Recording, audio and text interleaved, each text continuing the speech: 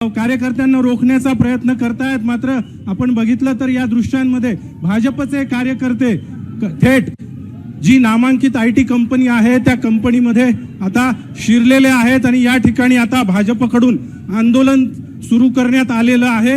Police या भाजपच्या कार्यकर्त्यांना रोखण्याचा प्रयत्न करतायत, मात्र कार्यकर्ते आक्रमक झालेले आपल्याला बघायला मिळतात। अगदी कंपनीचं जे दार आहे त्या दारापर्यंत आता हे सगळे भाजपचे कार्यकर्ते पोहोचलेले आहेत आणि या ठिकाणी कार्यकर्ते आणि पोलिसांमध्ये झटापट आपल्याला बघायला मिळते, कारण कार्यकर्त्यांना रोखण्याचा प्रयत्न पोलिसांकडून केला जातोय, मात्र कार्यकर्ते आक्रमक आहेत आणि या ठिकाणी काहीसं गोंधळाचं वातावरण सध्या आपल्याला निर्माण झालेलं बघायला मिळतंय।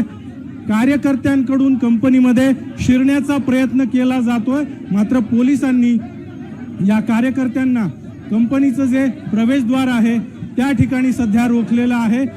याआधी कंपनीचं जे मेन गेट आहे ते गेट तोडून हे सगळे कार्यकर्ते आतमध्ये शिरलेले होते आणि त्यामुळे काही काळ गोंधळाचं वातावरण या ठिकाणी निर्माण झालेलं होतं आणि त्यानंतर कंपनीचं जे काचेचं प्रवेशद्वार आहे ते तोडून आतमध्ये शिरण्याचा भाजपच्या कार्यकर्त्यांचा प्रयत्न होता, मात्र पोलिसांनी या कार्यकर्त्यांना प्रवेशद्वारावरच रोखलेलं आहे आणि त्यामुळे काही काळ या ठिकाणी गोंधळाचं वातावरण निर्माण झालेलं होतं।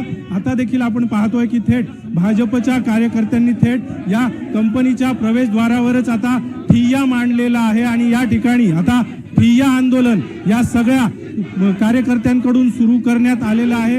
एकूणच हा सगळा जो प्रकार आहे खरं तर यामागे कोणतं मोठं रॅकेट आहे का? इतक्या मोठ्या प्रमाणात या ठिकाणी महिला कर्मचाऱ्यांचं लैंगिक शोषण असेल, धर्मांतरण करण्याचा प्रयत्न असेल, अशा बाबी या ठिकाणी घडत असताना देखील कंपनी व्यवस्थापनानं याची दखल का घेतली नाही? धक्कादायक बाब म्हणजे महिला कर्मचाऱ्यांनी या सगळ्या संदर्भामध्ये HR आणि ऑपरेशनल मॅनेजरकडे तक्रारी देखील वारंवार केलेल्या होत्या, मात्र त्याची दखल घेण्यात आली नाही आणि परिणामी गेल्या 4 ते 5 वर्षांपासून या कंपनीमध्ये महिलांचं लैंगिक शोषण, त्यांचा मानसिक छळ आणि बळजबरीने धर्मांतर करण्याचा प्रयत्न अशा प्रकारांना या सगळ्या कर्मचाऱ्यांना सामोरं जावं लागत होतं आणि त्यामुळे गुन्हा दाखल झाल्यानंतर हे सगळं प्रकरण उघड झाल्यानंतर आता भाजप या ठिकाणी आक्रमक झालेली आपल्याला बघायला मिळते आणि थेट या कंपनीच्या प्रवेशद्वारावरच आता भाजपकडून ठिय्या आंदोलनाला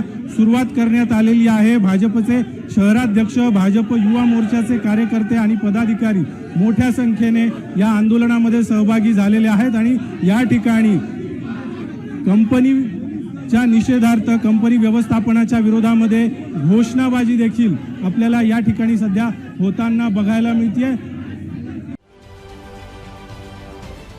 महाराष्ट्रातील सर्व बातम्यांचे विश्वासार्ह व्यासपीठ, सकाळच्या सर्व सोशल मीडिया प्लॅटफॉर्मला लाईक, फॉलो आणि सबस्क्राईब करा।